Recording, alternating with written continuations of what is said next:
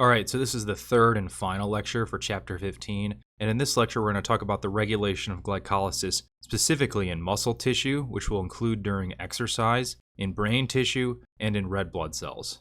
And the first of those examples we're going to go over is regulation of glycolysis during exercise. So this will be specifically in skeletal muscle cells. So probably not too surprising, but exercise uses up large amounts of oxygen, which is a key concept here. So and that makes sense.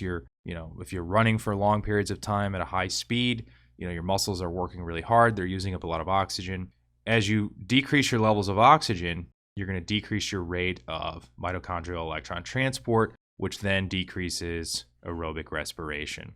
So as a result of that, you have to switch to anaerobic respiration, which is essentially glycolysis on its own, to produce ATP. So you need to rely on anaerobic respiration. So on a product level, you have decreased ATP in the cell, you have decreased creatinine phosphate in the muscle cells, then you have increased NADH, increased ADP, and increased AMP because you're not producing as much ATP. Now, as a result of switching to anaerobic respiration, glycolysis is going to have to take pyruvate, and instead of sending it to the mitochondria because you can't do that anymore because you don't have enough oxygen, it's going to then take this high levels of NADH and convert pyruvate into lactate. And over time, that can actually give you lactic acidosis as you increase the level of it. And the reason for that is that although you're still getting ATP, about 2 equivalents per molecule of glucose, as we say here, that's dramatically less than about the 38 or so that of ATP you'd get from aerobic respiration. And so since you have such a dramatic decrease in the level of ATP production, and you're relying solely on glycolysis and glucose metabolism, you have to dramatically increase the uptake of glucose into muscle tissue. And so in our diagram here, this would be GLUT4 because this is the muscle. So you're going to be dramatically increasing the uptake of glucose. And that's because you need more glucose to undergo glycolysis to generate more ATP. But as a byproduct of that, as taking up more glucose and having it go through glycolysis, you're going to keep increasing the levels of lactate because you're still in anaerobic respiration, increasing your levels of your lactic acidosis. And this contributes to muscle cramps. So you may have noticed if you go on a long run where you're running really hard and you end up having leg cramps, there's 2 causes for that. And it stems from this. Is 1, you have decreased levels of ATP. And then 2, you have increased levels of lactic acid. And so that's what contributes to your muscle cramps and even muscle pain and fatigue in some cases. Now, since you're increasing the rate of glycolysis, right, that's the key thing here, you have to impact the key areas of regulation. So PFK1, committed step, rate limiting step, huge area of regulation. What's important to remember here is that PFK1 is inhibited by ATP and stimulated by AMP. So again, exercise causes decreased levels of ATP because you're using it up, and then you have to switch from aerobic to anaerobic, which just doesn't produce as much. As a byproduct of that, you're going to have increased levels of AMP. So as you see here in green, AMP stimulates PFK1. You have decreased levels of ATP, which would have inhibited it. And so as a result, you're going to have increased PFK1 activity, increase the rate of glycolysis, and increase the rate of glucose utilization. Now, since you have increased levels of PFK1, you're going to generate increased levels of fructose 1,6-bisphosphate, which is actually a positive regulator of another key enzyme, pyruvate kinase. Also, pyruvate kinase is impacted by ATP, so having a decreased levels of ATP, which are a negative regulator, that's going to increase the rate of pyruvate kinase activity, which then also contributes to increasing the rate of glycolysis. So you can see here we have 2 key events here in the muscle during exercise. You have increased glucose uptake, which is one key regulatory area. Then you also have increased activity of PFK1 because you have to use this increased levels of glucose. You have to ramp up glycolysis in response to these increased levels of glucose. You also have to ramp up glycolysis to just generate energy because now that's responsible for production of ATP within the cell on its own. So you have to increase PFK1 activity and then increase pyruvate kinase activity as well. And this whole concept here of the effect of exercise on muscle tissue metabolism of glucose, it really illustrates the concept called the Pasteur effect, which is where you have limited oxygen, because it's used up by exercise in this case, increases the rate of glucose utilization. This would also occur if there was, such as an example as hypoxia. This is especially relevant in the brain. The brain has increased levels of glucose utilization during hypoxia because there's limited oxygen. So again, it illustrates a concept of having limited oxygen makes you rely on anaerobic respiration, which then causes you to use up more glucose. And this is just a nice summary table that we put in your book. We'll just go through this briefly. Now that we've talked about regulation in the liver and in the muscle, this is just a good comparison to help keep it straight. There's a few key distinctions you want to make. First, with glucose uptake, it's GLUT2, which is insulin independent. This is really important, versus GLUT4 in the muscle, which is insulin dependent. In the liver, you have this special enzyme glucokinase, which is, remember, has a higher metabolic capacity and then but it has a lower affinity. And because of that, it doesn't get saturated by the high levels of glucose that are coming in the fed state after you've just eaten a meal. Also has hexokinase as well, just like every other cell. Muscle only has hexokinase. PFK1 regulation, pretty much the same here. The big difference here is that cyclic AMP affects the liver versus it does not affect the muscle. And remember, PKA affects the liver, but it does not affect the muscle. Same thing here with PFK2, cyclic AMP, and protein kinase A. Remember, they further activate that phosphatase activity, which decreases production of fructose 2,6-bisphosphate, which is a PFK1 regulator. So you have decreased levels of that, versus in the muscle. Remember, the purpose of this is to help stop glycolysis or decrease flux of glycolysis so that you can carry out gluconeogenesis and synthesize glucose during the fasting state. In the muscle, during the fasting state, you're using up glycogen storage. So you're breaking down glycogen to be used as glucose in glycolysis. And so you don't want to be stopping the flux of glycolysis at all. In fact, you want to increase it, if anything, during fasting. And the other thing is that muscles don't carry out gluconeogenesis. So there's no point in regulating this so that you can switch over to gluconeogenesis. In the muscle, you just want to carry out glycolysis. Glyceraldehyde 3-phosphate dehydrogenase, remember, it produces NADH, and then it's sensitive to the NADH to NAD ratio in the cell. This is the same in both the muscle and the liver. Pyruvate kinase, both are activated by fructose 1,6-bisphosphate. In the liver, it's inhibited by cyclic AMP, also affected by protein kinase A, and then also inhibited by alanine and ATP in the fasting state. And remember, this alanine would have came from muscle, and it's going to be used in gluconeogenesis for the synthesis of glucose. Now in the muscle, you're not carrying out gluconeogenesis, and so you don't need that alanine that's broken down in the muscle. It doesn't have any impact on the muscle because you're not trying to use it for gluconeogenesis. You're not trying to slow the flux of glycolysis down so that you can carry out gluconeogenesis. In fact, you're doing quite the opposite. You're trying to increase flux of glycolysis during the fasting state because you're using those glycogen stores, like I just mentioned. And then cyclic AMP, protein kinase A don't have any effect on pyruvate kinase. And then ATP still has that negative feedback on pyruvate kinase. So another scenario we're going to talk about here is the regulation of glycolysis in muscle tissue by fatty acid oxidation. And so what we mean by that is during prolonged fasting and starvation, the skeletal muscle has to switch from utilizing glucose to utilizing fatty acid oxidation to spare glucose and muscle protein. And so by doing so, by switching to fatty acid oxidation, that in itself has an effect on the regulation of glycolysis. So we come back to our diagram here. It's periods of fasting, so we have decreased levels of glucose, decreased amount to undergo glycolysis. So then we're going to switch over to using triglycerides, where we'll break down to fatty acids. Fatty acids will then undergo beta oxidation in the mitochondria, and then that'll produce acetyl-CoA, which will go into the citric acid cycle, electron transport chain, and produce ATP, all while sparing glucose. And then also you do not want to resort to protein breakdown because the muscles are highly composed of proteins. So you don't want to have to resort to that as well. As a byproduct of oxidizing fatty acids, you have high levels of NADH, acetyl-CoA, and ATP, which are all going to have effects on key regulation points in glycolysis.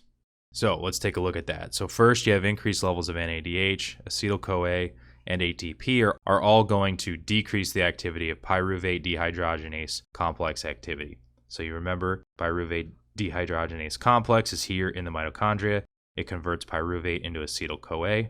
If you have high levels of NADH, high levels of acetyl-CoA, these are both going to come back and inhibit pyruvate dehydrogenase complex. Also, as a result of breaking down fatty acids and having them eventually feed the electron transport chain, they're going to be producing high amounts of ATP. That'll come back and feedback inhibit on pyruvate dehydrogenase complex. Now, as a result of decreased activity of pyruvate dehydrogenase complex, you're going to have decreased activity of the citric acid cycle. And by decreasing activity of the citric acid cycle, you're going to increase the levels of citrate, because citrate will then build up because it's not being used by the citric acid cycle. And if you remember, citrate is a negative allosteric regulator of PFK1. Phosphofructokinase 1 will get inhibited as well as a result of this buildup of citrate and the buildup of ATP that's resulting.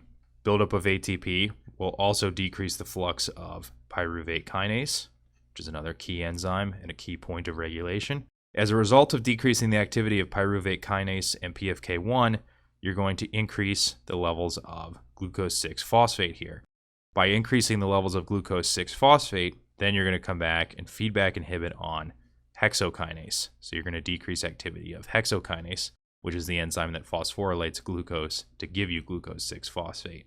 So in effort, this is to help increase levels of glucose and spare it. The other thing is having high levels of NADH will also inhibit this enzyme, glyceraldehyde 3-phosphate dehydrogenase. So it'll decrease that activity as well. So you can see here, starting all the way here in the mitochondria, fatty acid oxidation impacts regulation of glycolysis at multiple different points. And really what that's doing is stopping glycolysis or decreasing flux of glycolysis to allow fatty acid oxidation to produce high levels of NADH and acetyl-CoA that can then be used to produce ATP in the mitochondria.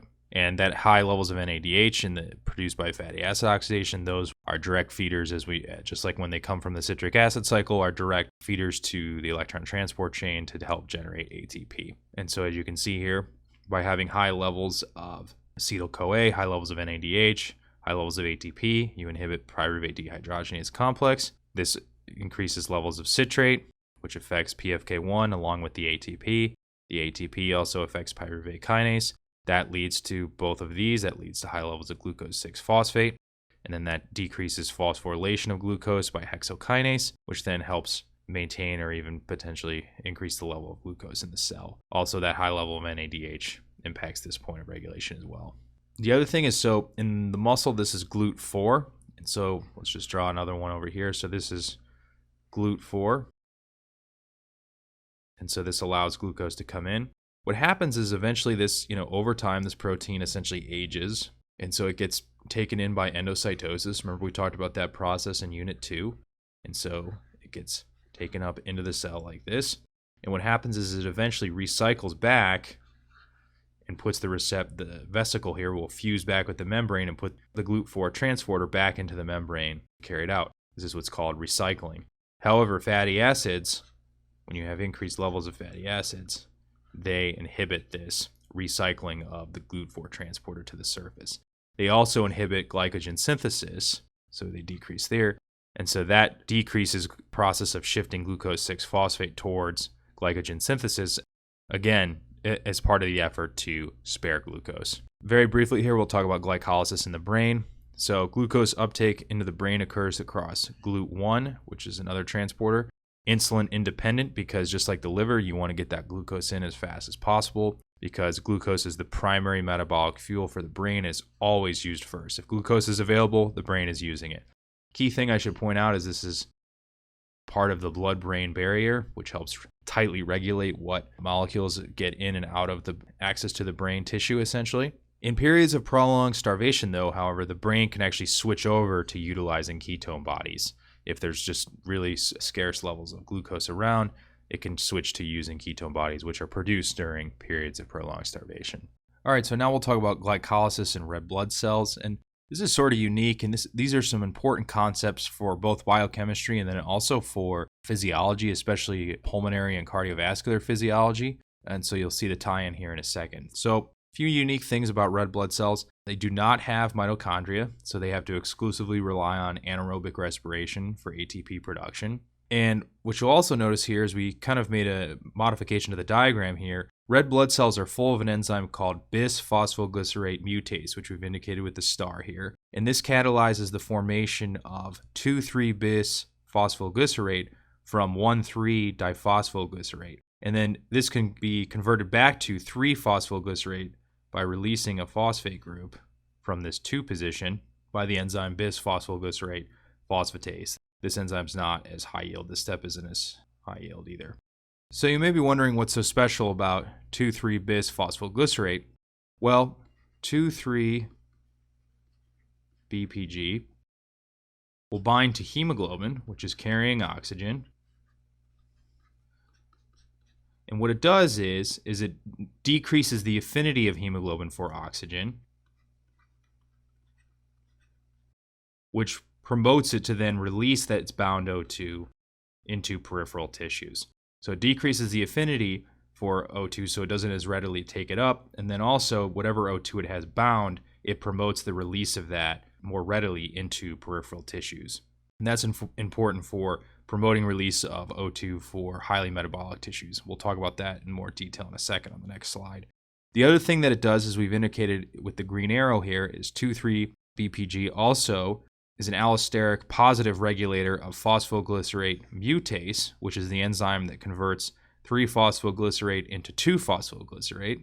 And so if in the red blood cells, it's taking a detour towards formation of 2,3-BPG, 2,3-BPG helps further the process of glycolysis in the interim to help get this other ATP production here. Now, one thing you may have noticed here is that when you form 2,3-BPG, you skip this step here that produces ATP in the process. And so you may be wondering, well, why in the world would you skip production of ATP, especially if you're exclusively relying on glycolysis to produce ATP to produce 2,3-bis-phosphoglycerate? And that's a very fair question. Well, the answer to that is that it shifts this way during periods of low O2, so hypoxia or low oxygen or high metabolic states where you're using up a lot of oxygen, such as during exercise. And so what that will trigger is increased production of 2,3-bis-phosphoglycerate and bypassing this step here. And so you have a state of low O2. What 2,3-BPG is going to do then is stimulate hemoglobin to then release oxygen into peripheral tissues. And so what this is doing then is it's essentially prioritizing the release of oxygen into peripheral tissues, which really highly need it to carry on metabolism, over ATP production within a red blood cell. And what this really is just another mechanism to ensure proper tissue perfusion during low O2 conditions.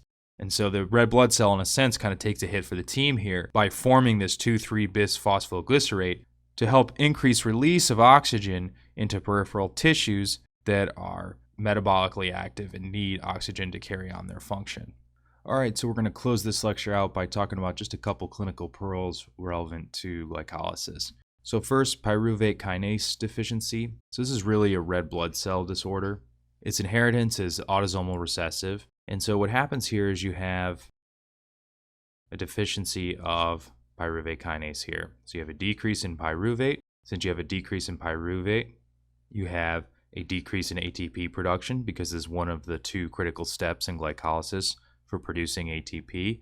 And remember, this is especially important in red blood cells because they're completely dependent on glycolysis for ATP production. They don't have mitochondria to carry out aerobic respiration.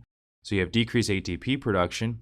As a result of that, you have decreased function of ATP-dependent pumps in the red blood cell membrane, such as the sodium-potassium pump. So if you remember, if you have red blood cells like this, it's kind of a dumbbell shape like this. You have the sodium-potassium pump like this, which is, pushing sodium out, bringing potassium back in to, establish those gradients as we talked about in Unit 2, and then it's using up an ATP.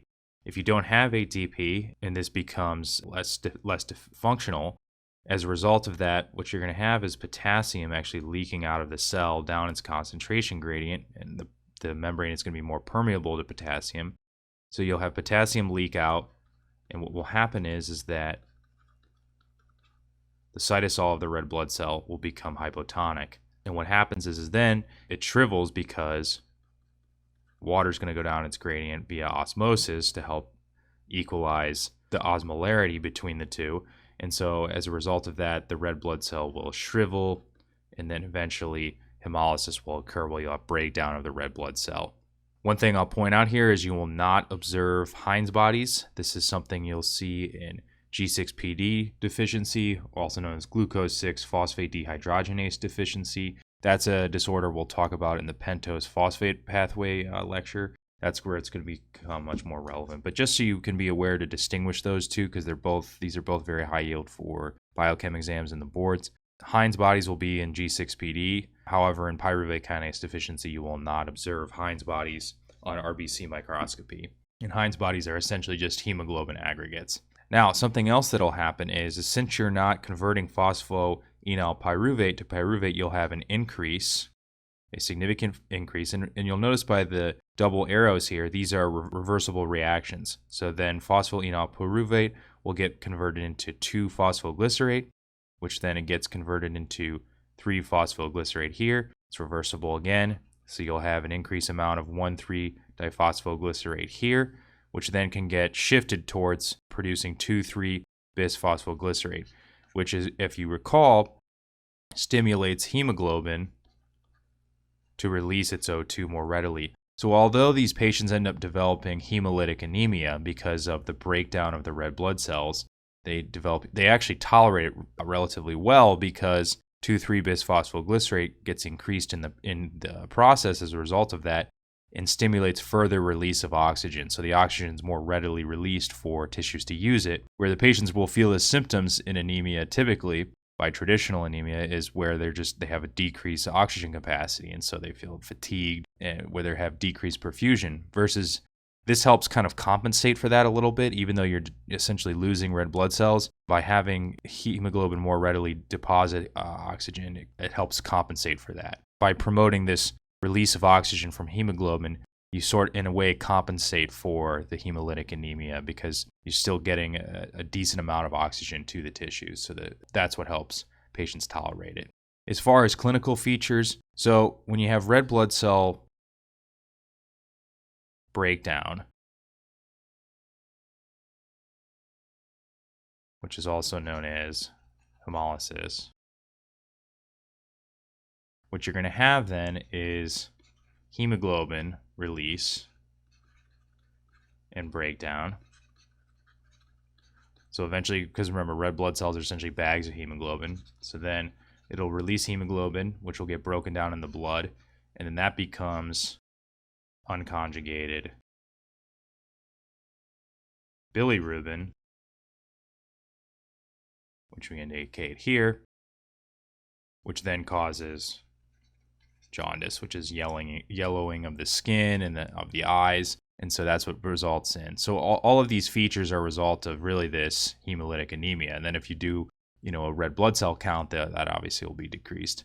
And then you have hepatosplenomegaly, which is due to the spleen attempting to sequester these damaged red blood cells. So the spleen acts as a filter, and so it's trying to, when it sees broken down or damaged red blood cells, which these patients would have, it will try to sequester them. So you'll see hepatosplenomegaly as a result of that.